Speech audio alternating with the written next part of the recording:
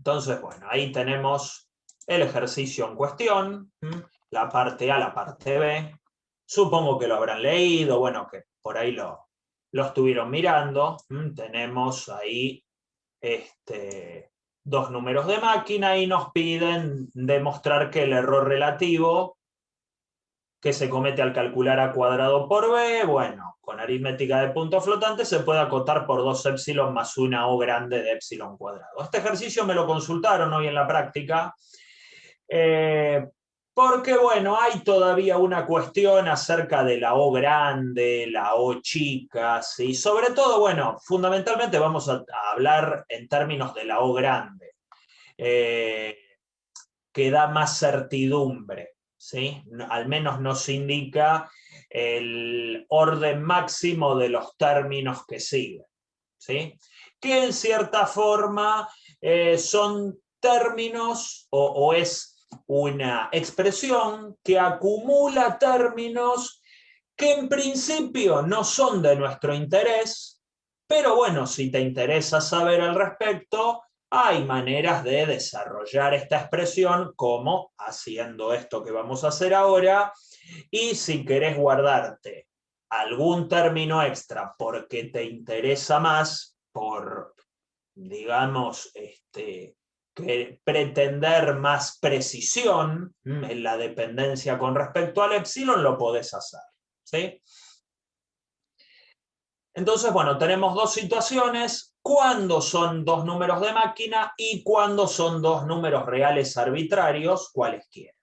Entonces vamos a ver acá, en la parte A arrancamos planteando que A y B son números de máquina. Como buenos números de máquina, son iguales a sus flotantes. Esto es lo que, por ejemplo, le suele ocurrir a los números enteros o muchos números enteros.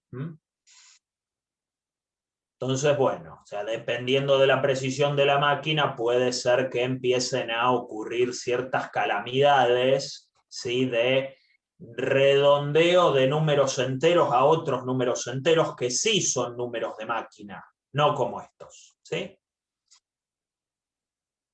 Pero bueno, acá no hace falta redondear nada porque cada uno de estos A y B son iguales a sus flotantes, son iguales a los representantes que tiene la máquina de ellos mismos, así que los delta, si uno tuviera que hacer la representación en punto flotante, como vimos el otro día, los delta serían iguales a 0, tanto el de A como el de B. Planteo la fórmula del error relativo y miren acá esto que parece escrito por un loco. Bueno, lo escribí yo, o sea, guárdense las opiniones, pero eso escrito por un loco pareciera que nos indica todas las operaciones de punto flotante que tiene que hacer la máquina, ¿sí? O sea, eso como está allí expresado es todos los cálculos de punto flotante que implica calcular A cuadrado por B. Hoy hubo alguien que me preguntó si tengo el producto de 3 números, si la computadora hace el producto de A3 o agarra de A2. Agarra primero, hace el producto de 2 y luego multiplica el tercero. Bueno, lo que suele hacer la computadora es eso. Agarra 2 y luego multiplica el tercero, que es lo que yo hice acá. Simplemente para que quede para la segunda parte puse el flotante de A por el flotante de A, que sé que ambos son iguales a A, pero luego a eso hay que calcularle el flotante. El producto de dos números de máquina no tiene por qué ser un número de máquina, entonces hay que calcular el flotante de A cuadrado. Eso multiplicado por el flotante de B, que nuevamente es B, y a ese producto calcularle nuevamente el flotante. Esto explica todas las FL que aparecen en esta expresión. Hay 4 operaciones de las cuales nos importan solamente 2.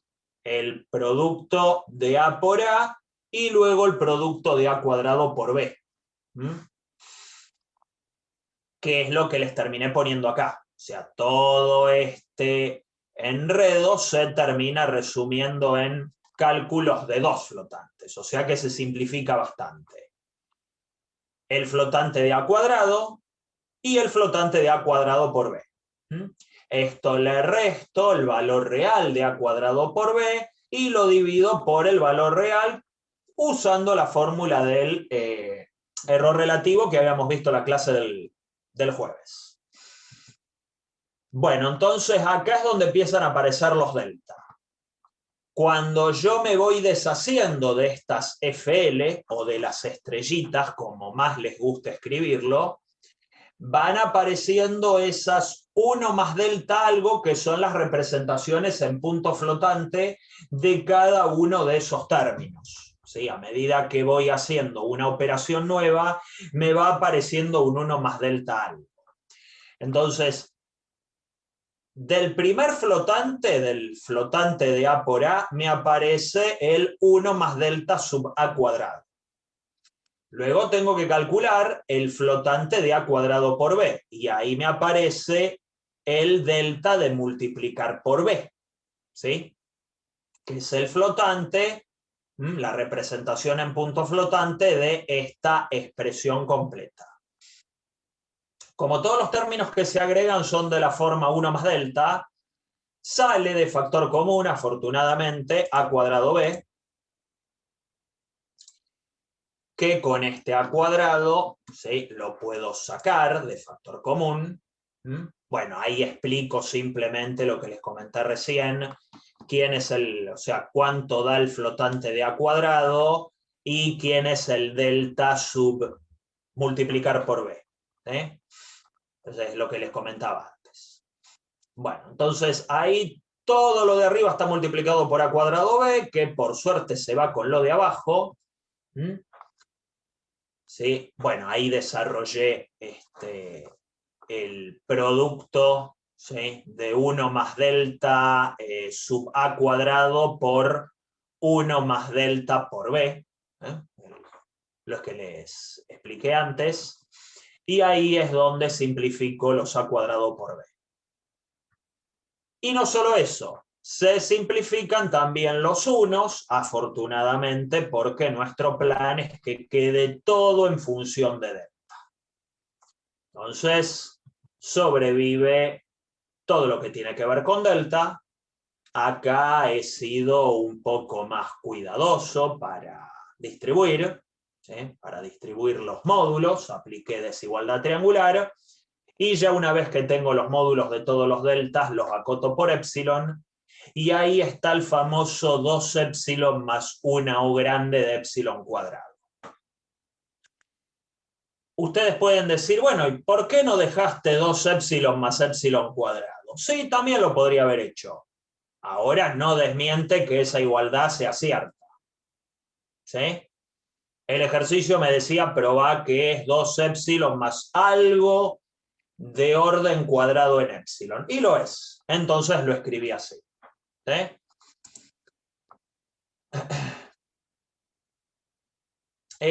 Acá aparecen algunas preguntitas. A ver, Matías, no hay problema con los módulos al cancelar, ¿no?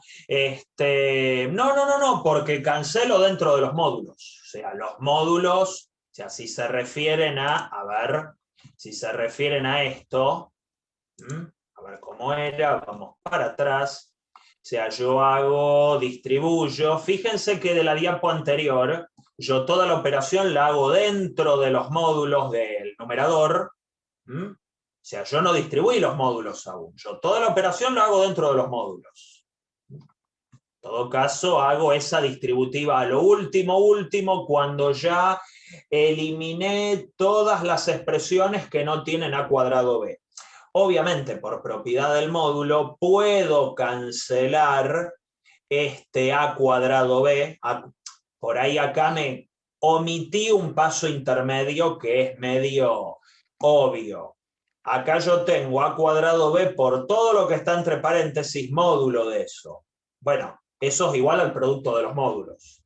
Y el módulo de A cuadrado B se puede cancelar con el módulo de A cuadrado B que tenemos abajo. ¿Sí? Luego, lo que nos queda sigue estando entre módulos, que es esta operación entre los distintos deltas. Y recién ahí aplico la desigualdad triangular. ¿Sí? Esa es la cuestión. ¿Sí? Entonces, bueno. Una pregunta, Carlos. Sí, sí. En este ejercicio, si A y B no fueran números de máquina, cuando haces el float de A y B, también te aparece un 1 más delta, ¿no? Ahí lo vamos a ver, sí, es cierto, aparece. Por eso se agranda el número de épsilons que aparece. ¿Sí? Pero bueno, por las dudas también lo hice, pero es una cuenta muy parecida a esta. ¿Sí? ¿Alguna duda hasta acá? Bueno, simplemente es recordar algunas propiedades del módulo, de cómo se distribuye y demás. ¿Sí? El módulo de un producto, la desigualdad triangular, esas cosas que parecen pavas, pero son bastante útiles y en cantidad nos pueden complicar la vida. ¿Sí? ¿Será que puede explicar el último paso, dice Daniela, de 2 épsilon más épsilon cuadrado? Claro, es decir, acá yo lo que tengo es 2 épsilon más algo que es de orden cuadrático en épsilon. Entonces se puede escribir así. A ver, había una cuestión con respecto a qué es una O grande de épsilon cuadrado.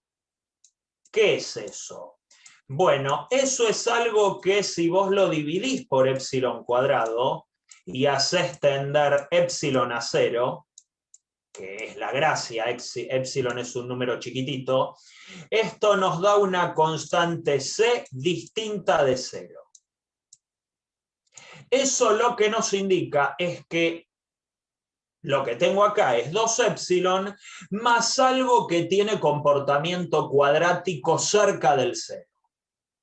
Lejos del 0 no sé ni me importa, porque épsilon en teoría no puede tomar valores muy grandes, digamos, muy alejados de 0. ¿Sí? Esa es la definición de una O grande. Por lo general decimos una O grande de tal cosa como para que te hagas una idea de que el término mayor, el término más representativo de eso que sobra, es eso que tenés en el argumento. Una O grande de esto que está acá. Una O grande de épsilon cuadrado. Entonces, lo más grande que sigue a este 2 épsilon es algo que tiene épsilon cuadrado. ¿Sí?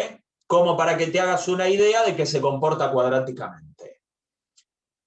En cierta forma, cuando aparece algo así, dejo abierto a la voluntad de quien lo lea la decisión de decir, bueno, a ver, y no podés desmenuzar un poco esa O grande a ver qué la compone, porque tengo una computadora fenómena que tiene una precisión de 10 a la menos 1500 y puede aceptar términos con una precisión del épsilon de máquina de potencia 4 o 5. Bueno, entonces lo desarrollo, mucho para desarrollar no hay porque hay un único término, pero lo puedo desarrollar si te interesa.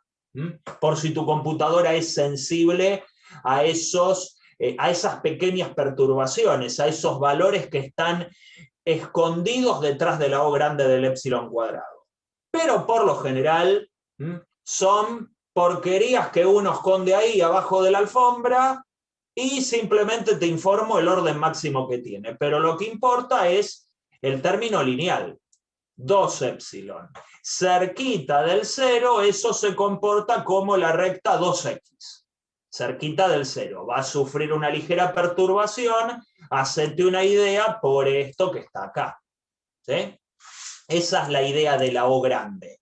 Que hay gente que a veces lo consulta. Bueno, ahí en el chat hay algún intercambio acerca de la O grande, ¿sí? Que parece, o sea, lo ven más complicado de lo que realmente es. En muchos libros se informa cuando uno hace una aproximación o cuando queremos estimar a grandes rasgos el desarrollo de una expresión y esa expresión tiene muchos términos que mucho no nos importan.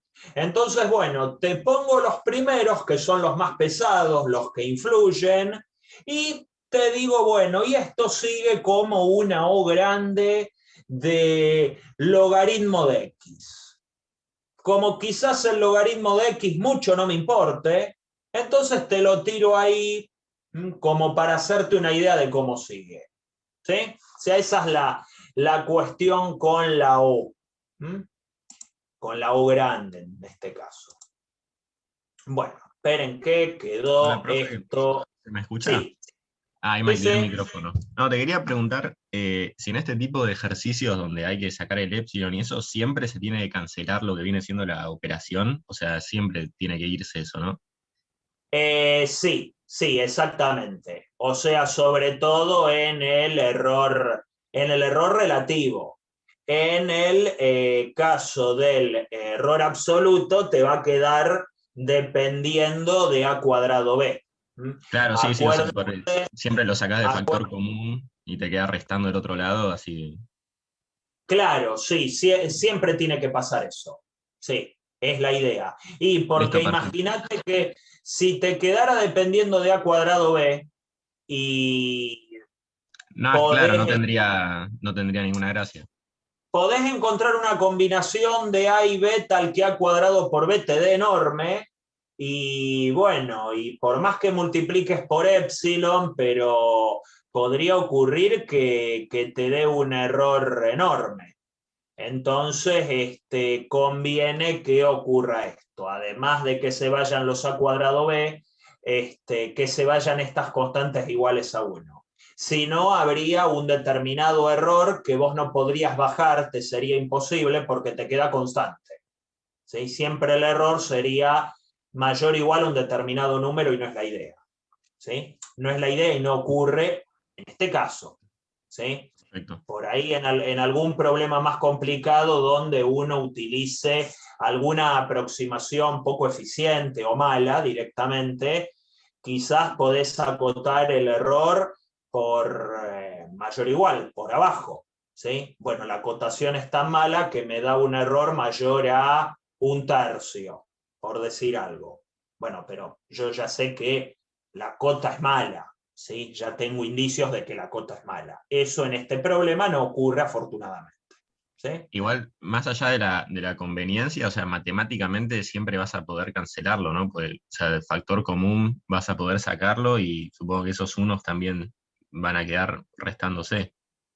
Sí, en general en las operaciones básicas de este tipo, productos, sumas, cocientes, y quizás algunas cositas un poco más elaboradas, el cálculo del error relativo produce esto que ves en pantalla, que se vayan ciertos términos molestos que harían que el error te quede muy alto en ciertos casos.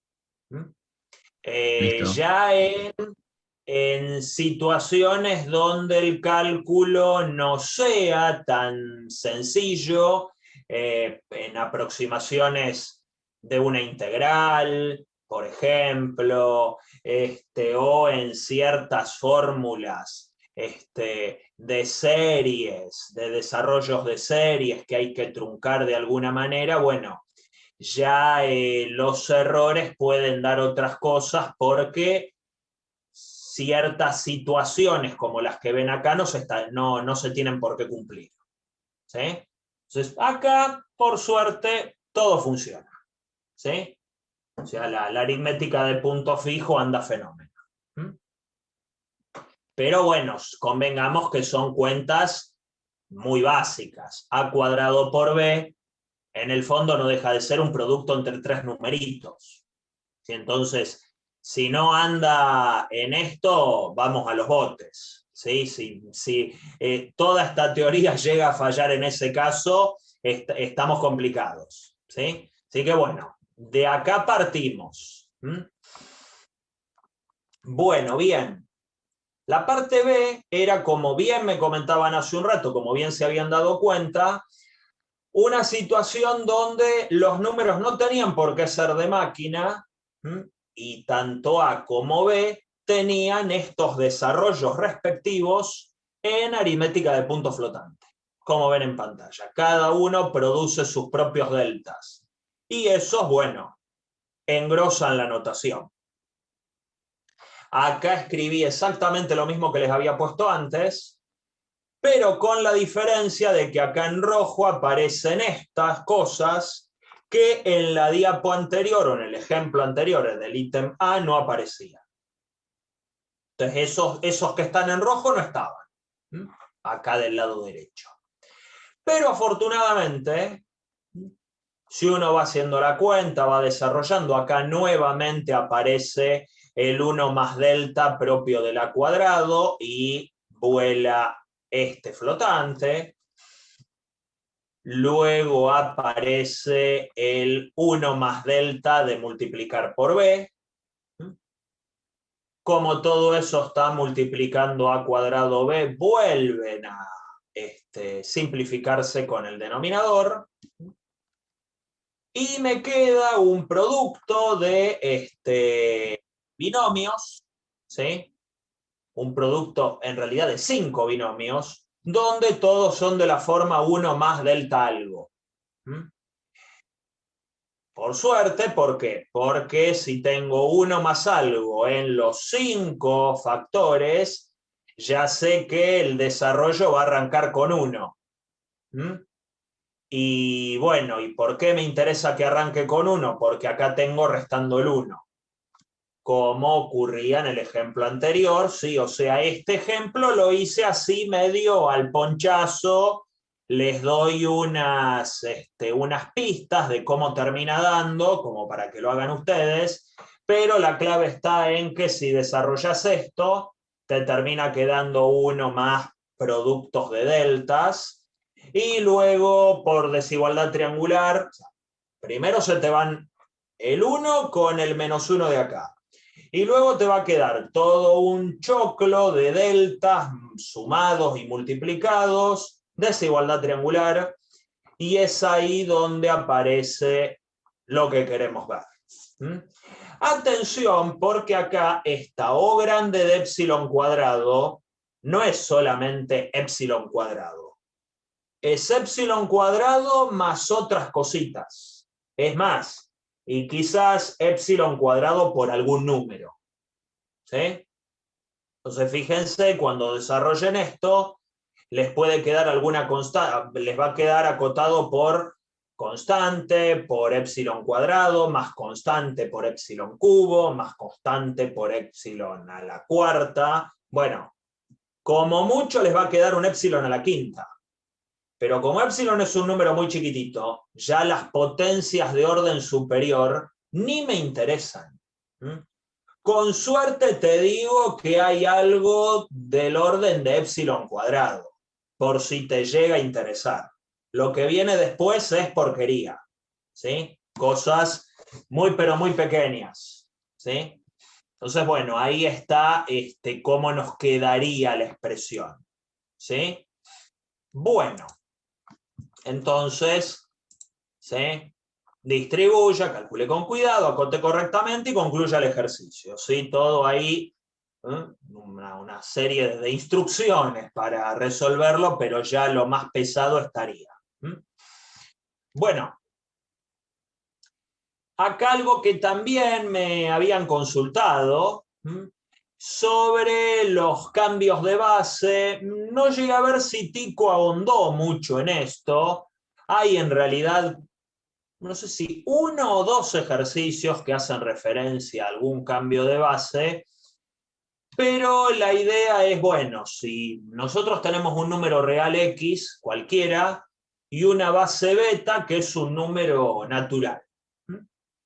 Entonces el desarrollo en base beta de X es eso que está ahí, un número de K dígitos, no sé si grande o chico, porque tampoco sé si beta es grande o chico, si la base es un número natural pequeño, como sería 2 en la base binaria, números no tan altos pueden tener un desarrollo binario considerable. Ahora, si beta es un número natural no tan bajito, bueno, este desarrollo podría acortarse bastante. Como he visto que, por ejemplo, algunas calculadoras trabajan en base 16, por ejemplo, ¿sí? Que a los 10 dígitos que conocemos, del 0 al 9, le agregan las primeras 6 letras del alfabeto, ¿sí? Como para escribir números en base 16, ¿sí? Visto que, por ejemplo, sobre todo para laburar en diapositivas de látex o en algunos trabajos de diseño gráfico por computadora, ciertas escalas cromáticas de colores están especificadas en números en base 16, ¿sí? No ahondé en averiguar los motivos, pero a veces hay, qué sé yo, algo que parece un código que es 34BAC15 y resulta que ese es rojo punzó. O sea, eso significa el rojo punzó, por decir algo, estoy perseando, ¿sí? Pero bueno, ahí Pablo informa, los motivos es que es 1 byte 8 bits. O sea, ya nos vamos acercando a una justificación de por qué usan ese sistema de numeración. Gracias, Pablo, ahí por el dato. No lo conocía, pero en algún momento vi calculadoras que te pasaban números a base 16 y dije, ¿esto para qué sirve? Bueno, por ejemplo, para representar colores, ¿sí? Por ejemplo, así que bueno. Entonces, bueno, ¿qué son estos dígitos de acá? Lo que uno entiende que son en el sistema decimal. El primer dígito que aparece se asocia a la potencia de beta más alta, que en este caso es una potencia K en el desarrollo en esta base beta, ¿sí? Y luego continúa A1 por beta a la K-1, A2 por beta a la K-2, así siguiendo hasta el último decimal, con lo cual este número puede representarse así. Si uno hiciera esta cuenta, obtendría el valor de X o recuperaría el valor de X en la base decimal, que es la que usamos nosotros de referencia, ¿sí? Ahí, bueno, sigue la información al respecto de los colores. Simón aporta que son tripletes RGB, ¿sí? 1 byte para cada color en hexadecimal. Así que bueno, sigue ahí, o sea, ampliando la información de los colores. Así que bueno, luego no me queda otra que meterme a buscar información en internet para ahondar sobre el tema de sistema hexadecimal y escala cromática, ¿sí? Así que bueno, gracias ahí se coparon con los colores. Bueno, entonces acá había algo que creo que bueno, un detalle que creo que se los mencionó Tico. Esto lo saqué del apunte de Durán, que les recuerdo, el apunte de cálculo numérico de Durán, sí, Ricardo Durán, a él me refiero, está cargado en el campus y es un muy buen apunte como para seguir la materia, tiene ejemplos. Muchos los usamos nosotros para armar nuestras clases, y bueno, y por ahí si hay alguna cosita o que se pasó por alto en la teórica o que se da muy rápido o a veces se da bien, pero uno tiende a repetirla por si las moscas, porque le gusta a uno, le parece interesante, aporta acá, ¿sí?, algunas desigualdades, como para acotar el error relativo en el caso del error de redondeo, utilizando el criterio de que si el último, o sea, si el primer dígito no significativo es mayor a 5 en base 10, le sumo 1 al último dígito significativo o lo dejo igual si el que sigue está entre 0 y 4. Eso es redondeo simple. Y truncamiento, que es un redondeo un poco más grosero. En el truncamiento, bueno, uno puede acotar por directamente este número que viene a ser el doble de la cota del redondeo, ¿sí? Entonces, bueno, ahí pueden verificarlo. En el apunte de Durán está esto explicado, incluso desarrollado un poco más en extenso, ¿sí? Por ahí, Cami, ¿cómo se representa el número de máquina con el método flotante? ¿Cómo se escriben esas potencias negativas? Bueno, a ver, la manera de escribir el número es justamente esa, ¿sí? Es decir, si la máquina tiene que entender, por ejemplo, un número muy, muy, muy pequeño, por ejemplo, el épsilon de la máquina, como bien citas allí, siempre la máquina lo escribe como 0, el primer dígito no nulo. Ahí tuvo que correr la coma mucho hacia la derecha para llegar al primer dígito no nulo. Entonces, bueno, para compensar, tiene que entender la potencia negativa, tiene que elevar la base con la que está trabajando a una potencia negativa, que ahí es donde aparecen esas cotas de los exponentes que habíamos visto la clase pasada, que es el rango de valores donde se podían mover los exponentes. En calculadoras científicas tipo Casio, creo que los exponentes estaban entre menos 99 y 99, al menos en algunas versiones que se utilizaban hace algunos años. No sé si eso se perfeccionó. El error relativo no debería ser con potencia 1 en vez de L. Bueno, esta L de acá es la cantidad de lugares que me tuve que correr a derecha o a izquierda para poder representar el flotante de este número, ¿sí? Eso representa la L. Quizás te refieras a esta L que aparece acá. En todo caso, chequeo en el apunte de Durán, pero sí, me parece que ahí va un 1, no una L, así que luego lo corrijo, ¿sí? Pero, bueno, quizás el abuso de copy-paste, esta L sí está bien porque es, bueno, algún número dentro de ese intervalo entero de posibles potencias con las que trabaja nuestra máquina, ¿sí? Así que, bueno.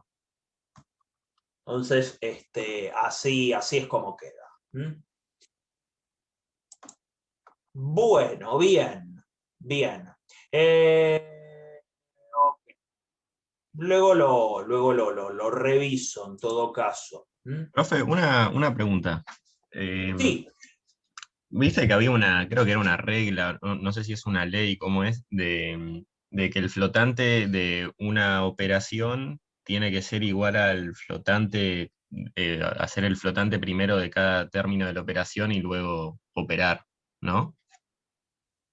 Pues ponele, sí, no sé a dónde querés llegar. No, que justamente que eso era como una regla, pero no entiendo por qué sería una regla cuando en muchos casos no se cumple. A ver, para cualquier operación que vos le pidas hacer a la máquina, se cumple. O sea, la representación en punto flotante es esa si vos tenés una operación estrella, como la que está en el ejercicio teórico, o puede ser la suma, el producto, el cociente, lo que sea. Cuando vos operás, una operación simple entre dos números, siempre es primero, el flotante de cada número con el cual vas a operar. Luego haces la operación y le calculás el flotante a eso. ¿Me explico? Claro, sí, sí, pero no hay como una regla que dice que hacer eso es lo mismo que hacer la operación sin hacer ningún flotante, o sea, hacerla normalmente y después aplicar el flotante. Eso te serviría si fuera una simple operación entre dos números de máquina. Pero ya si haces más operaciones, ya digamos, más operaciones entre dos números, por más que sean de máquina, no te tiene por qué dar un resultado que también sea de máquina. No existe una regla fija que determine eso. ¿Por qué? Porque el conjunto de números de máquina es finito. Puede ser un conjunto enorme de números que no nos alcanzaría la vida para contarlos, ¿sí? De a, no sé, 1.000.000 por segundo. No sé, por decir algo, ¿sí? Son un montón de números. La cuestión es que a pesar de eso, es una cantidad finita. Son números que por ahí tienen muchos dígitos, más a medida que se van perfeccionando los programas, la tecnología en computadoras, quizás eso se vaya ampliando y los errores de redondeo se van controlando un poco mejor, o se van minimizando en ese sentido por la tecnología que va mejorando. Pero, aún así, estas salvedades que hay que hacer en el caso del cálculo de flotantes, hay que tenerlas siempre, independientemente de lo buena que sea la máquina o lo malo. O sea, yo sé que es así porque vimos varios ejemplos donde no es lo mismo hacer el flotante de, por ejemplo, una suma, de cada uno de los términos de la suma, y después hacerle el flotante al resultado, que sumar normalmente y después hacer el flotante. Muchas veces no coincide, pero en la primera guía habíamos visto como una norma, creo que es la 75419, no sé, dice ahí norma, algo así que da como ese resultado teórico. Yo pensé que decía que sí o sí tienen que coincidir. No, Pero ok, no. hay maneras donde podés aminorar el error que se comete al redondear y al hacer la representación del flotante. Por ejemplo, sumando primero los términos más pequeños en una suma y a lo último agregarle los más grandes. Eso, ¿sí? Claro, Son sí, sí, sí. técnicas para disminuir los errores, que son, bueno, mejores a sumar de la manera tradicional, de cualquier manera, sin importar el orden. Entonces, si tenés que operar, sumar, restar, hacer la operación que sea, que ahora luego en todo caso vamos a ver algo, con números que por ahí te pueden generar algún error, sumar números pequeños a números muy altos, restar dos números muy parecidos, dividir dos números muy parecidos, multiplicar por un número muy parecido a 0. Bueno, o sea, esas operaciones problemáticas se pueden tratar de alguna forma conveniente. Ahora no hay una regla fija. Son técnicas que te permiten mejorar la cota del error. ¿Hacen que el error sea nulo? No. Mejoran la cota del error, la achican. Te podés quedar tranquilo de que vas a tener una cota de error más chica a que si lo hicieras de la manera usual. Pero no es que haya una regla fija de que el flotante de tal operación es lo mismo que hacer el flotante de la operación entre los flotantes, porque eso depende de las características de los números con los que estás operando. ¿Sí? No sé si Ok, más o menos... perfecto. Sí, sí, sí, ¿Sí? es lo que yo pensaba. Ahí creo que Jorge me pregunta a mí. Yo lo que me refiero es a la diapositiva 16 de la clase 1. Pero nada, después la vuelvo a leer. Ajá, la 16. La 16, me pasé. La 16, bueno, quizás Yo digo hice la algunos clase 1, ¿eh? cambios. Sí, quizás le Ah, hice algunos cambios. No sé si tiene que ser algo de por acá, ¿sí? Bueno, que estaba este ejercicio, así. Bueno, acá hay algunos consejos que se les suele dar para aminorar errores, ¿sí? Pero siempre asumiendo que el error va a existir porque es complicado trabajar con los flotantes. Creo que, a ver si me voy un cacho, creo que es por acá. No sé si te referís a esto. Por ejemplo, el orden de los sumandos o en general cómo operar. Esto es lo que quisiera que dé o lo que debería dar en una máquina ideal y esto es lo que en realidad hace la máquina. Calcular el flotante en cada paso. Pero no quiere decir que estas dos cosas sean iguales. Ojalá lo fueran, pero no lo son. O sea, no tienen por qué serlo. Lo pueden llegar a hacer si hay esos números de máquina. En ese caso sí.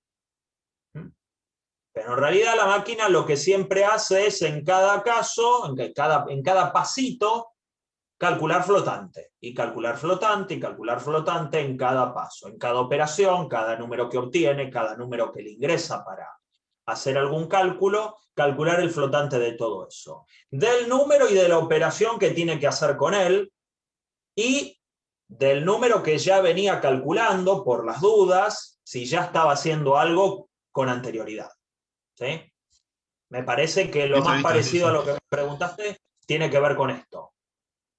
¿Sí? Creo que, perdón, creo que Tico en algún momento había dicho algo sobre como si fuera una prueba de calidad, digamos, que tenía que pasar, que al trabajar con ciertos dígitos fuera lo mismo, no cambiara el resultado, una cosa así, que le había dado de ejemplo un Uh-huh. procesador, no sé si el Pentium o uno de estos de Intel, muy viejo, que una de las primeras versiones había salido con este error, este problema, y nada, después lo habían arreglado, pero lo había comentado así. Si no me equivoco, era sobre algo parecido a esto. Perfecto. No, eso puede ser. Sí, sin duda. Pero bueno, en teoría la máquina siempre hace esto. Puede ser que en el ejemplo citado por Tico, ejemplos históricos generalmente, ocurra eso de que tenía múltiples errores que surgían de aproximaciones como esta, y bueno, pero el tratamiento es siempre el mismo. La representación en punto flotante, siempre va por el mismo lado. Siempre la idea es analizar los errores desde esta perspectiva empleando esta representación. Después todo va a depender de la calidad de la máquina. Lo que es una máquina de la década por ahí del 80 o del 70, lo que quizás tenía que ver con el ejemplo que les mencionaba Tico, hasta la actualidad, el análisis, la teoría desarrollada del tratamiento de errores es básicamente la misma. Luego, bueno, va a depender mucho de la tecnología, de que se trabaje con una precisión mucho mayor. Pero bueno, está bien, pero la idea siempre del tratamiento de los errores a través de la representación de punto flotante es la misma.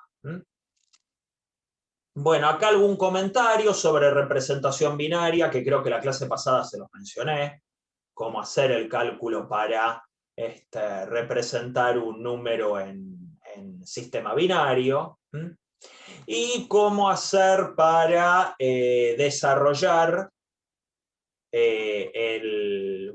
un número binario que no es entero. Entonces había que hacer este tipo de cálculos, ¿sí? Que habíamos visto que era bastante extraño que 0,6 resultara periódico en binario, pero bueno, eso perfectamente puede ocurrir.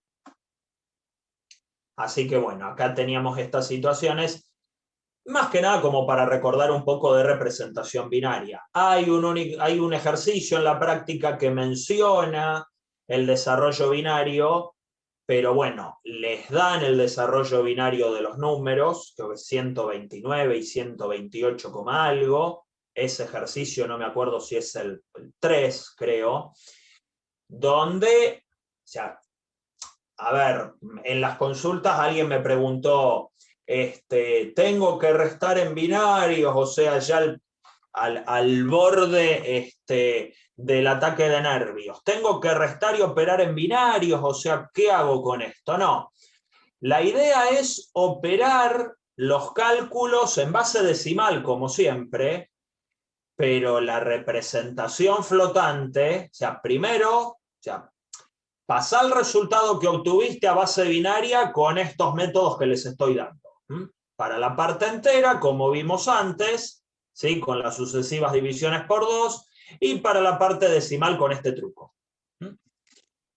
Entonces, una vez que tenés la representación binaria, lo pasás a la aritmética de punto flotante, tal cual como haces con base decimal, solo que en lugar de tener por 10 a la L, tenés por 2 a la L.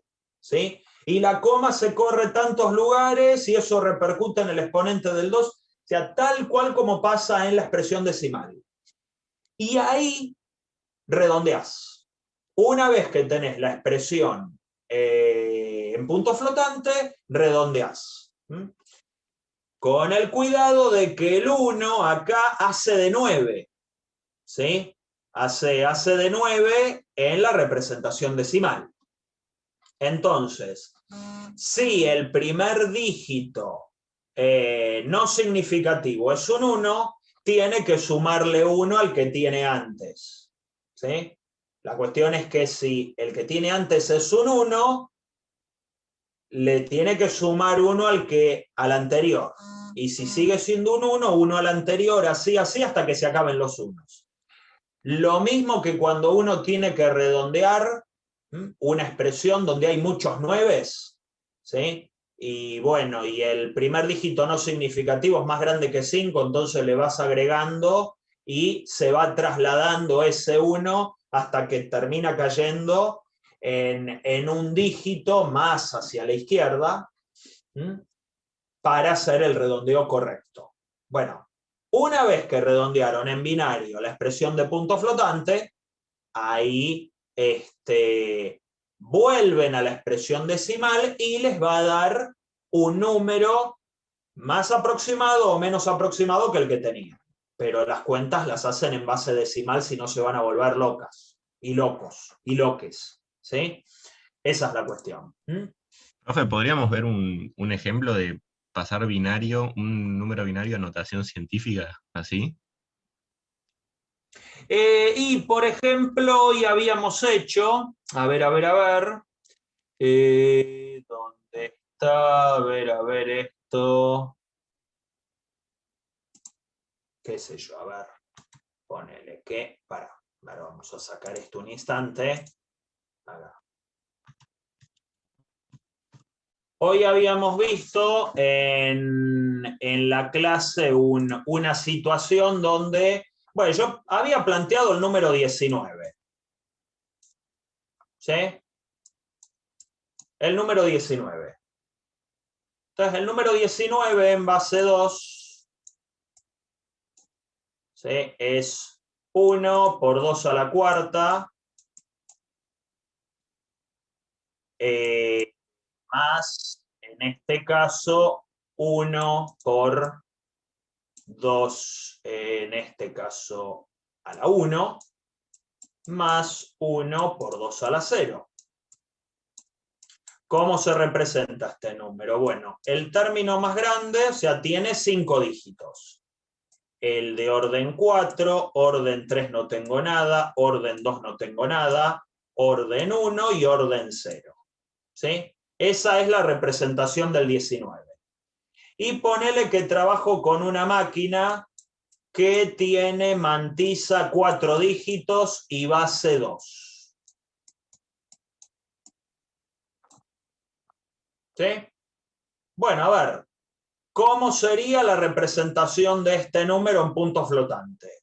Bueno, sería 0, 1, 0, 0, 1, 1 por 2 a la quinta. ¿Me siguieron? Tal cual como si lo estuviera, tal cual como si lo estuviera escribiendo en base 10. Claro, pero me pide la expresión, ¿sí?, del flotante según la precisión berreta, como siempre, de esta máquina. O sea, tiene que ser una precisión berreta para que podamos hacer en un tiempo factible para la raza humana estos ejercicios. Entonces, ¿qué ocurre? Trabajo con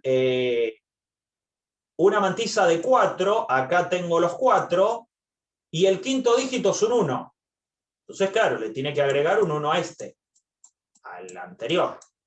Creo que Pero acá me marea un poco, o sea, esa cuenta que estaría representando, pues en decimal claramente no es, y en binario no existiría el 2. O sea, no, como, esto es la representación en punto flotante que hace la máquina. Como vimos hace un par de diapositivas atrás, que si la máquina trabaja en base 10, o si la representación en puntos flotantes en base 10, entonces tenemos 0, los dígitos del número, claro, a sí, sí, sub sí. 1, a sub 2, a sub, por 10 a la L, donde L es la cantidad de lugares que se corrió la coma a la derecha o a la izquierda, dependiendo de lo grande o pequeño que sea el número. Pero ahí efectivamente esa multiplicación te da el número, pero en este caso, Bueno, en este caso vos tenés la representación. Acordate que cuando uno tiene la representación en punto flotante, los dígitos esos, lo que en realidad representan son, bueno, en qué lugar va, digamos, bueno, el primer dígito va a ir multiplicando a una determinada potencia de 2, más el segundo por la misma potencia de 2 menos 1, y así siguiendo hasta el final. está ¿Sí? bien, está bien. Ok, Es listo. eso, es simplemente la representación en punto flotante, ¿sí? No se enrosquen en hacer la cuenta, porque, bueno, yo lo que voy a obtener acá de todas maneras es finalmente una representación en sistema binario, ¿sí? Yo lo que voy a hacer ahora simplemente es ver cómo queda el redondeo de este número expresado en, bueno, punto flotante, ¿sí?, para ver cómo nos termina dando. Acá tengo 0,10. Acá vino a parar el 1, producto de este 1 que era el primer dígito no significativo. 0 el que continúa, porque como le sumé 1 pasó a ser 0 y el 1 que estaba acá pasó al de al lado, por eso me apareció el 1 en el tercer lugar, por 2 a la quinta. Este número termina siendo el 10100, que ya no es este que está acá. Este número, si uno lo representa en notación decimal, es el número 20. 1 por 2 a la cuarta, más 0 por 2 al cubo, más 1 por 2 al cuadrado, 16 más 4, 20. Quiere decir que esta máquina, que trabaja en base 2, con mantisa 4 dígitos, cuando ve un 19, cuando le ingreso el número 19, me lo redondea a 20.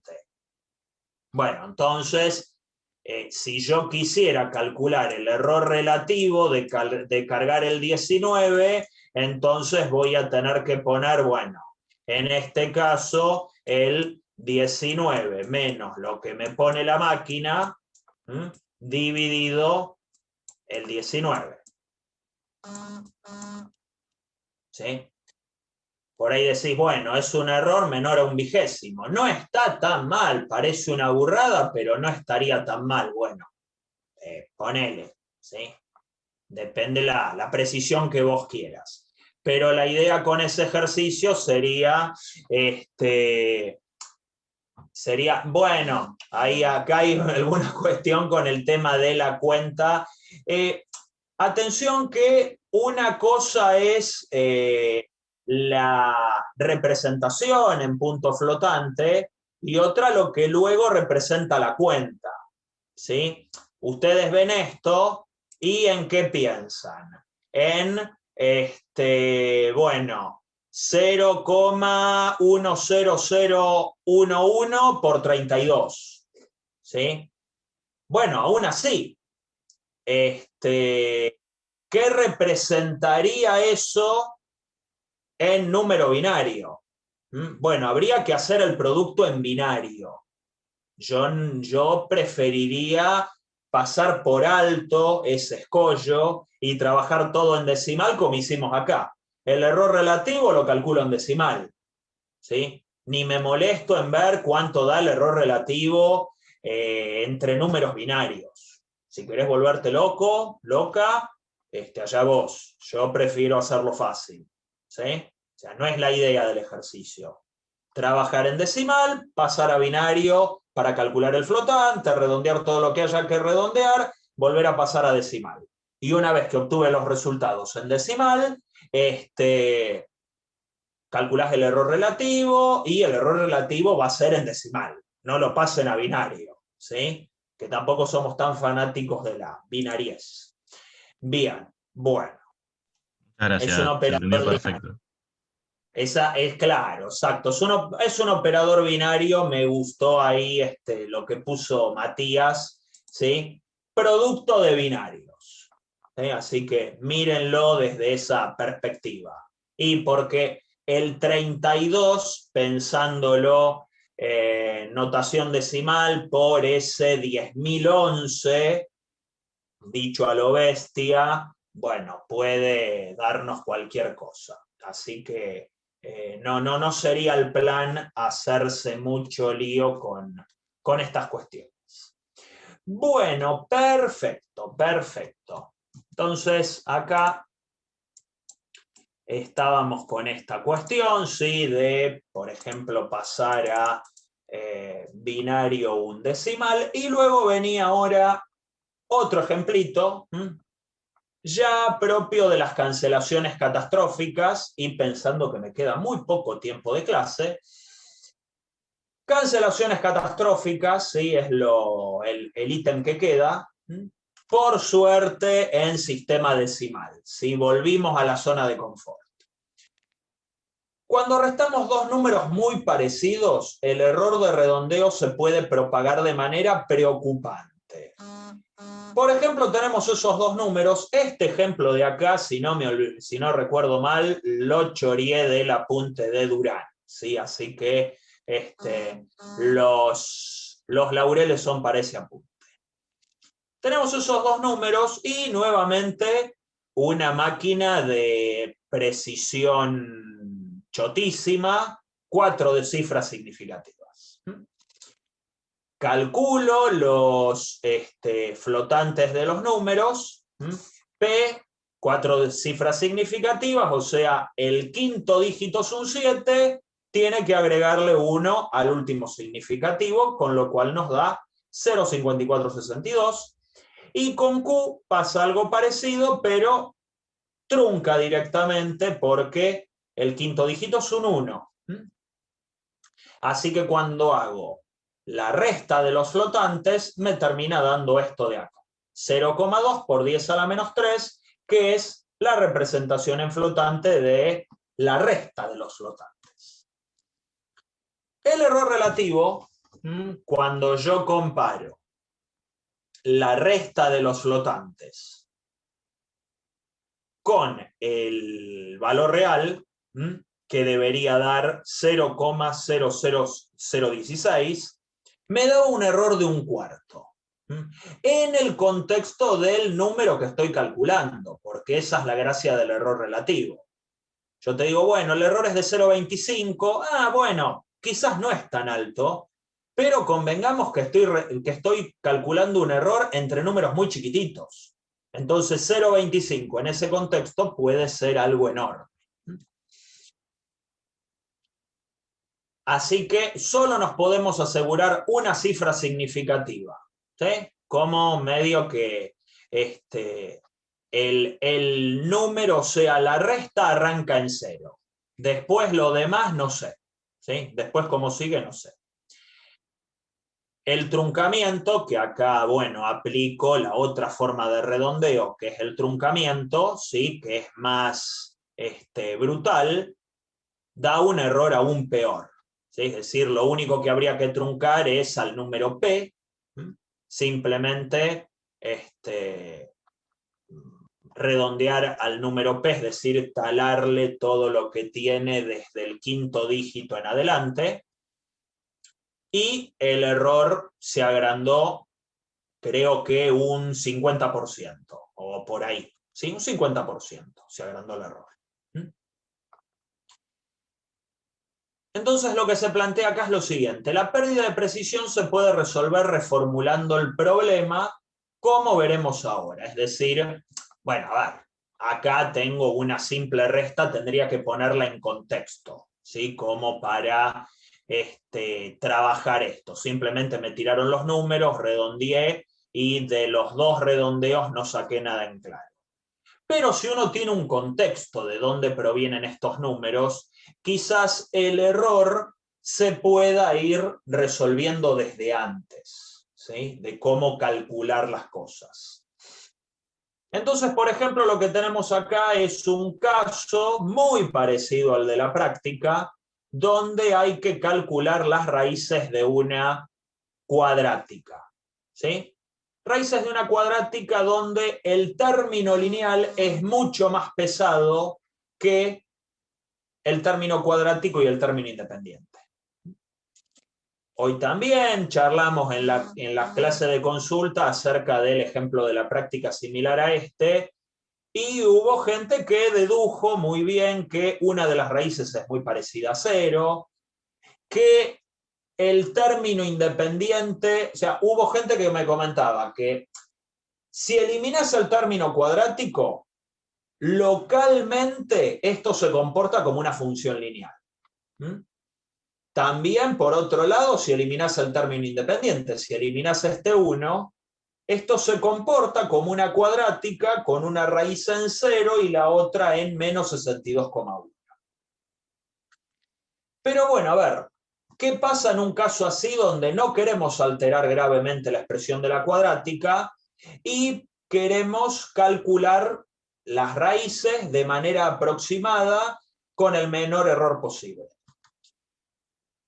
Las raíces reales son esas: menos 62,080 y pico y menos 0,016, etc. Que una computadora de precisión muy mala puede confundir perfectamente con 0.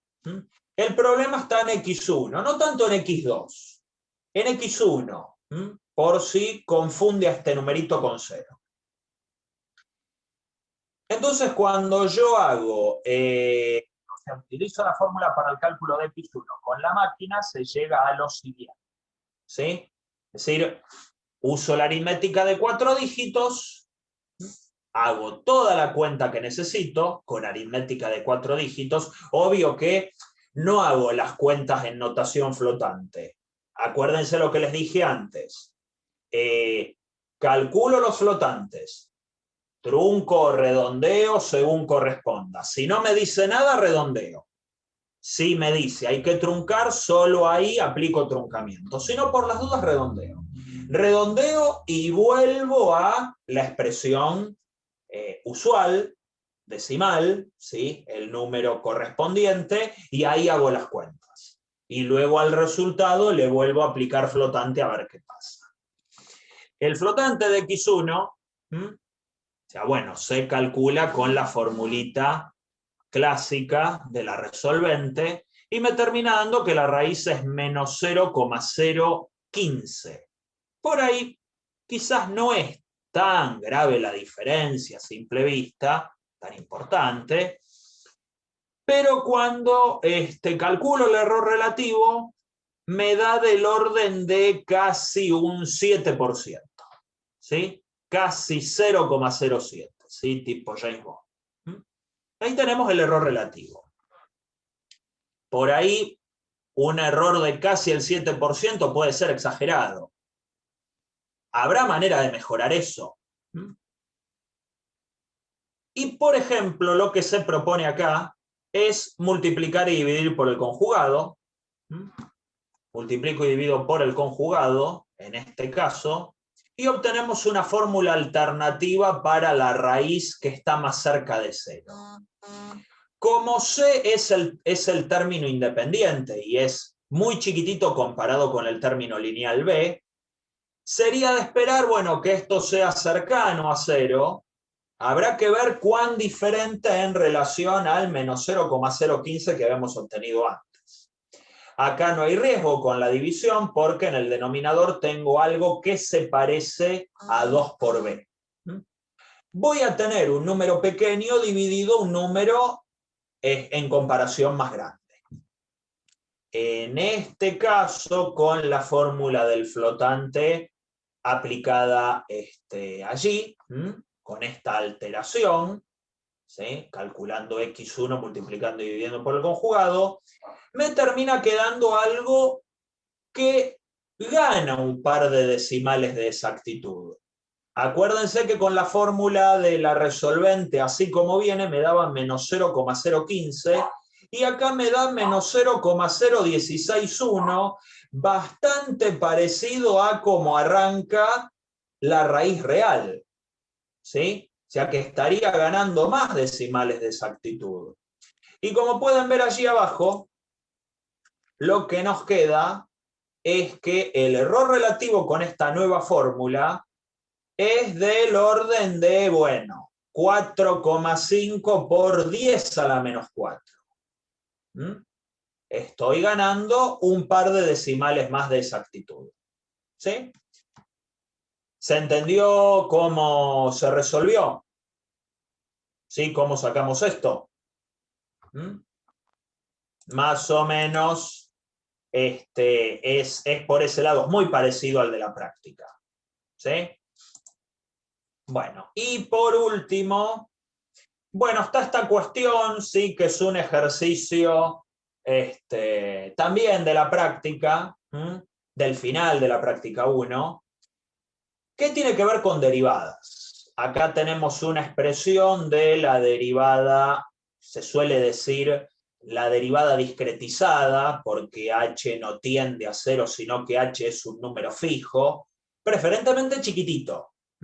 Esto, a la hora de programar, cuando tengan que ingresar aproximaciones de la derivada, que son discretizaciones de las derivadas, solemos utilizar expresiones como estas, ¿sí? Dada una f, trabajar con un h preferentemente pequeño, que por lo general van a controlar ustedes, y van a obtener una expresión de la d sub h, que es la discretización de la derivada de una función derivable, ¿sí? Como corresponde.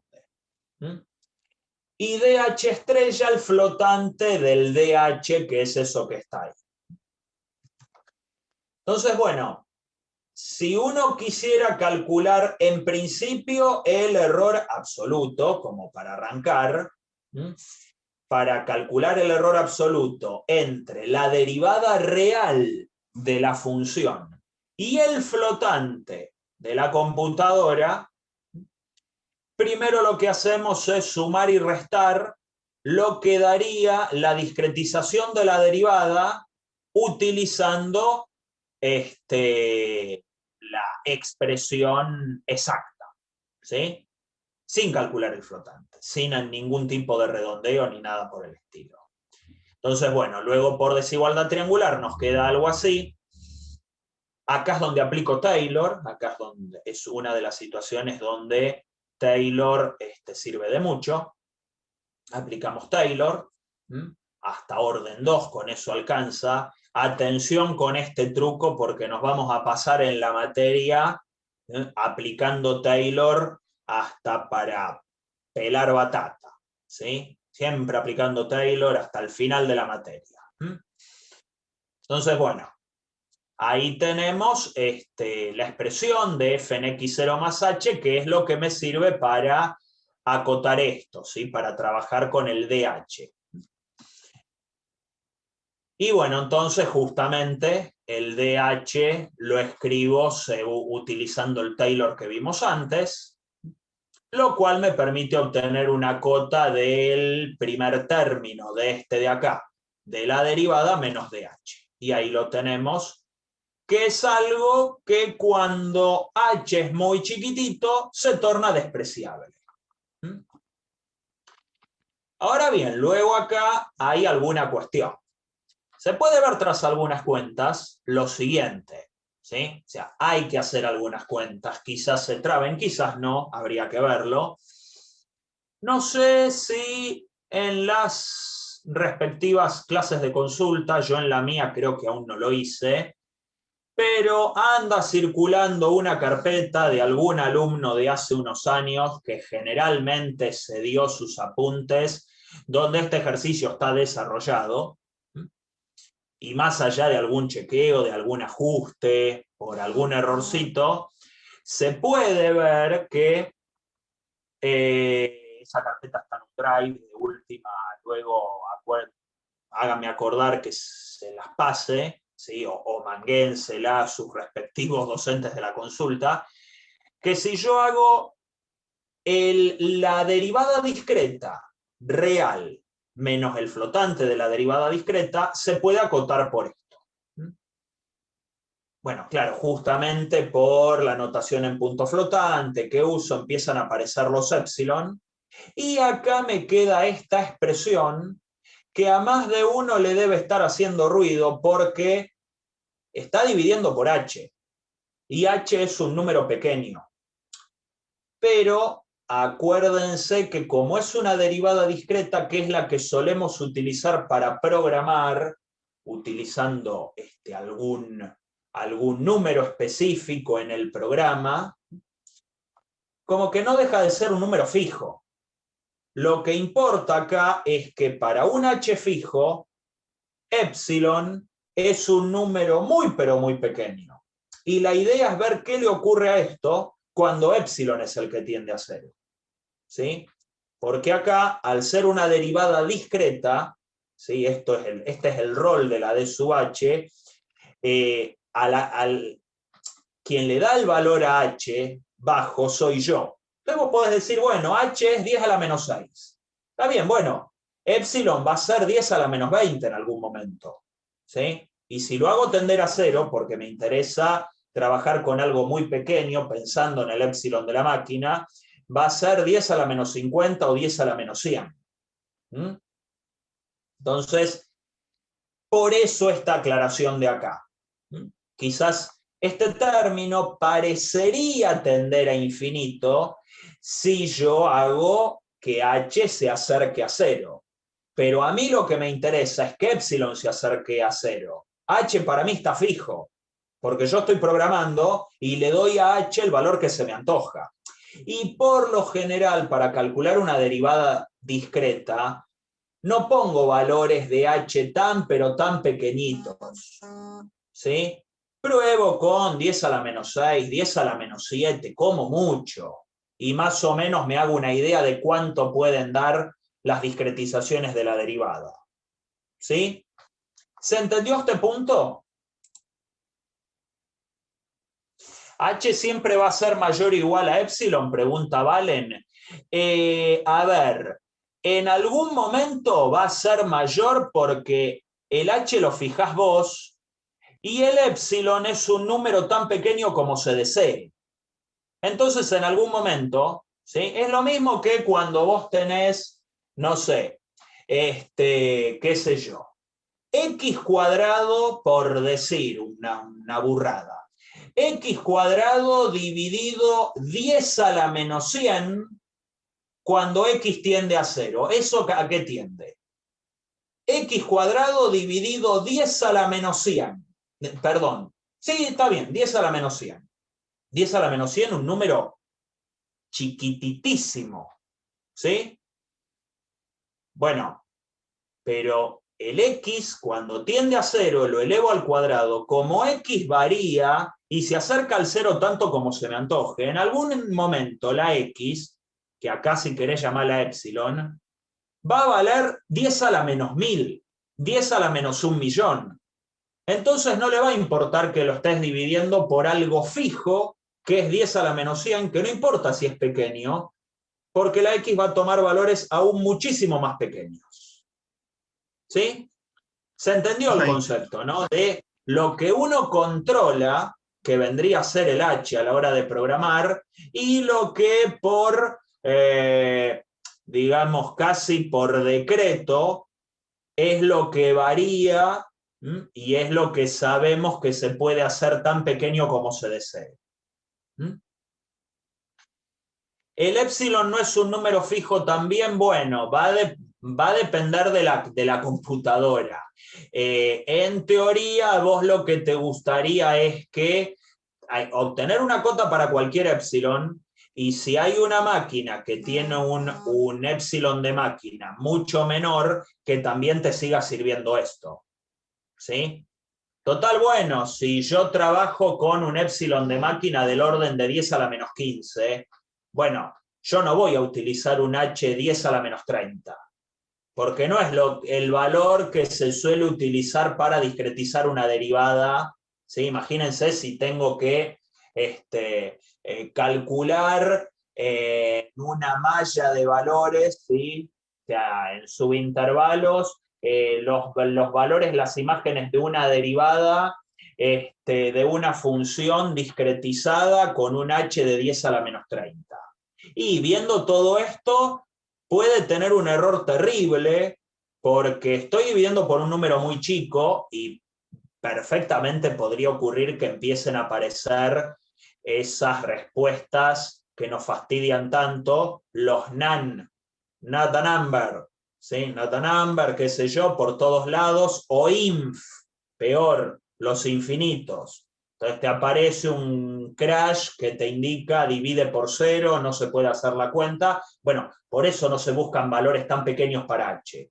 Si yo trabajo con un epsilon de 10 a la menos 15, y bueno, discretizar la derivada con un paso h de 10 a la menos 6, 10 a la menos 7, me alcanza y me sobra, para hacerme una idea de más o menos el comportamiento aproximado de la derivada. ¿Se entendió? ¿Sí? Profe, a mí hay algo que me hace ruido. O sea, si se supone que cuanto más chico sea el h o más parecido a 0, más cercano voy a estar al valor de la derivada real, ¿no? Pero acá Claro, en la se supone que fórmula sí. pareciera que cuanto más chico es el h, más te alejas, porque el h está dividiendo. Es para la cota. ¿Sí? Es para obtener una cota para obtener una cota del valor o sea, o del error que vos estás cometiendo ahí. ¿Sí? Vos acá se te pide estimar de alguna manera el error de aproximar con el flotante de la derivada discreta a la derivada real de una función. Pues también va a tener mucho que ver la precisión de tu máquina. ¿Sí? Entonces, si, por ejemplo, bueno, la precisión no es muy buena por las cotas que vimos hace un rato y el epsilon de máquina es relativamente alto, no vas a poder calcular la derivada con mucha precisión, o la derivada no va a ser muy fiel, porque si vos querés utilizar un paso h muy pero muy chiquitito, no va a poder ser más chiquitito que lo que te permita el epsilon, porque si no van a ocurrir esos errores que yo te comenté recién. Vas a tener cosas de la forma 0 sobre 0 o algo sobre 0 y no vas a poder calcular la derivada ni por aproximación. La idea, uno está pensando acá, es en trabajar con un epsilon de máquina proveniente de una precisión respetable de la misma, que te permita manejar cierto margen para el H. El Claro, a mí lo H, que, véanlo, si les sirve verlo así, el H véanlo como un número que tendría que ser más grande que el epsilon de máquina. Porque trabajar con un paso del orden del epsilon de máquina o más chico, corres el riesgo de que la máquina no te lo registre. claro, entendí. O Y sea, me hacía aparte no ruido hace que falta. la relación con el H es que cuanto más chico es, más te alejas de la solución real, pero claro, es porque, o sea, ni puedes cometer más errores si el H es muy chiquito porque no te lo registra. Exacto, exactamente. Bueno, es por ahí. En todo caso, esto no termina de ser una cota. O sea, es mejor dicho, aclaremos, es ni más ni menos que una cota. Entonces vos acá tenés cosas del orden de epsilon cuadrado, que son números muy, pero muy es un número muy, pero muy pequeñito elevado al cuadrado, por otra cosa muy cercana a 1, dividido h. Y h está lineal, está elevado a la 1. Entonces, bueno, ¿cómo tendría que ser de pequeño el h para que esto se vaya a la miércoles? Y bueno, tendría que ser una O grande de epsilon al cubo, como para que se entienda lo que vimos hoy de O Claro. grande. Pero si lo pienso al Pero, revés también, si el H es muy grande, lo cual me daría que me estoy alejando mucho de la función, en realidad la cota se me chica, claro, ¿o claro, no? exactamente.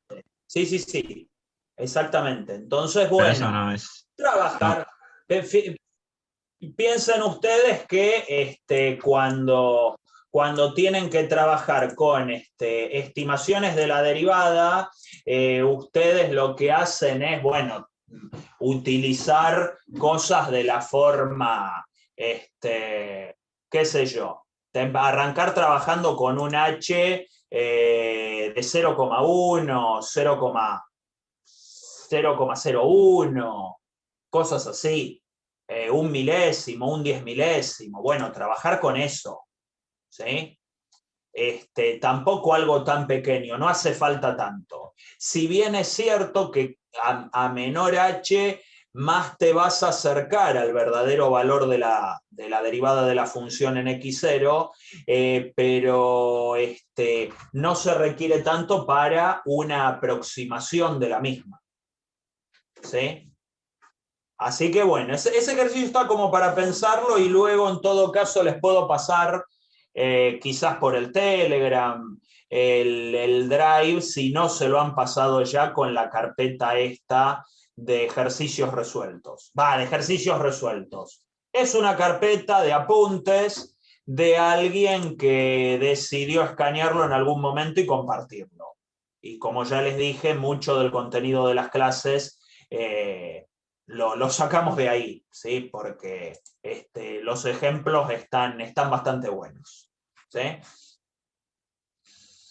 Bueno, gente, me pasé para variar, así que no sé si quieren hacer algún comentario sobre esto o le cedo la sala, creo que Sergio era quien estaba. Buenas, ¿cómo va? Sí, sí, estoy Hola, yo. ¿qué tal Sergio? Bueno, nuevamente te estoy acá ocupando el espacio. ¿Puedo hacer yo un Así que, comentario sobre eso? dale. Uh-huh. ¿Podés volver a la diapositiva donde está la definición de derivada discreta? Para comentarles de dónde también puede salir el error. El tema es que arriba las dos cosas... Bueno, espera un segundito. Ahí donde definís la derivada discreta, el tema es que si tomás un h muy, muy chiquito, lo que estás haciendo arriba es restar dos números muy, muy similares. Si f es continuo, por ejemplo. Como estamos suponiendo que es derivable, va a ser continuo. Y ahí también se produce el famoso error catastrófico de la resta. Se pierden muchos dígitos, e incluso podría pasar que estén tan cerca, por ser h tan chiquito, que la aproximación de la máquina sea la misma para f de x0 más h que para f de x0 y que lo de arriba ya te dé 0. claro. No sé si se entendió, lo hablé todo en el aire. Sí, Pero sí, bueno, pero Yo también ahora que lo pienso, o sea, si el H es muy grande, lo cual en general dice que te vas a alejar de la derivada, acá en este caso es que te acercás, o sea que la cota se achica, ¿no? Si no sé bien, la verdad que no venía prestando atención, no sé cómo salió la cota. Pero el tema es que hay lo que se llama un trade-off, creo que se llama, que es, por un lado, si tomás un H más chico, la cuenta real mejora porque aproximás mejor a la derivada, pero por otro lado, se está peleando con la parte computacional, que si tomás un H muy Claro, chico, sí, sí. entonces, yo es algo que tampoco sé demasiado bien, pero escuché que Carlos tiró no usar tipo 10 a la menos 6 por ahí como mucho, y sí, en general esos valores creo que van bien, en general. Exacto, tampoco se pretende tanto porque si no caes por debajo del epsilon de la máquina. Entonces te estás metiendo en otro problema. O sea, corres el riesgo de que la misma máquina no te registre la operación porque, bueno, entras a operar sobre todo con valores de la imagen de la función, si se quiere, que quizás, por un lado, como bien dijiste, Sergio, corres el riesgo de que en el numerador estés restando dos cosas muy parecidas que se pueden manipular con alguna de las estrategias que estuvimos viendo. Pero por el otro, se corre el riesgo de que la máquina lea eso como dividir 0 sobre 0.